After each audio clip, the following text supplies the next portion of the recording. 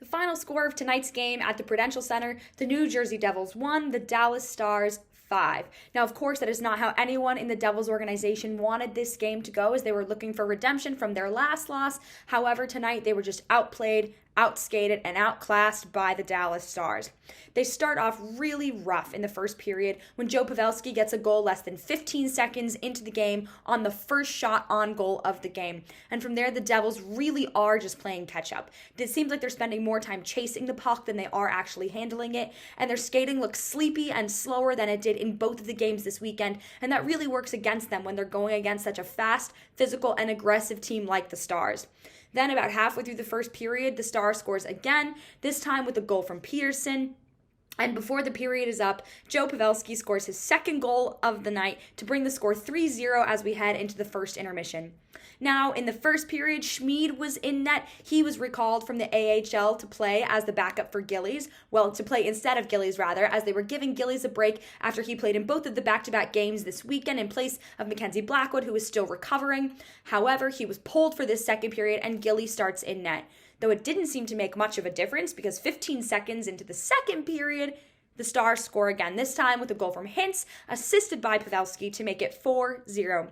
Now, in this, it really just looks like the Devils don't know how to handle the puck tonight. Like I said, they're kind of slow and lifeless and sleepy skating. They do have a couple of good attempts, but it just doesn't seem like it's enough. And every time it seems like they're getting a push down the ice, every time it seems like they're moving forward, they're beginning that momentum, it stops as soon as the whistle blows, and when they go to the next faceoff, they aren't able to pick that back up again. The only goal of the game for the Devils comes at 11:33 in this period from Jesper Bratt with an assist from Hughes and Severson. And as we know, Jesper Bratt has just been fantastic on the power play recently, and that whole line has been, and he showed it again tonight, getting that crucial goal to stay in the game and to give the Devils a little bit of fighting spirit as we head into the second intermission. Then we get into period 3. There's a couple of chances, but really not too much because the blocks and the defense from the Stars has just been so effective this game. But we actually have two Devils players leave and head down the tunnel with trainers. We have Michael McLeod, who heads down the tunnel with a trainer after the end of a fight during the second period, and Nico Hischier from the Devils, who heads down the tunnel with a trainer as well about 6 minutes into the third. McLeod did not return in the third period as he was being evaluated by medical consultants, and I do not know why Nico is gone, and I still do not know, but he also did not return.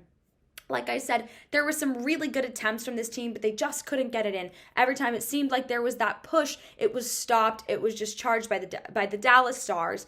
And then the Devils pull their goalie with a couple of minutes left in the game. Stars score an empty netter to make it 5-1. Now, like I said, this game was just incredibly disappointing all around. In the post-game press conference, though, Jesper Bratt said, tomorrow we start in practice. We start all over again. He knows, and the whole team knows, that they have a rough stretch ahead of them. They have some very tough games. They head to Tampa Bay next to play the Lightning, who are one of the top-ranked teams in the league, and they know that they have their work cut out for them, as today marks the halfway point of their regular season. Of course, they're still fighting to somehow get to a playoff spot, but they're going to have to really turn it around, really work on their passing game, really get back to what they were doing during that game against Carolina that won them the game against the top team in the league, one of the top teams in the league, that they just couldn't seem to find tonight. It seems like their chemistry was off. They were sleepy. They were slow. Hopefully they can rest and be ready to play Tampa Bay later this week. From WFUV Sports, I'm Samantha Bohr.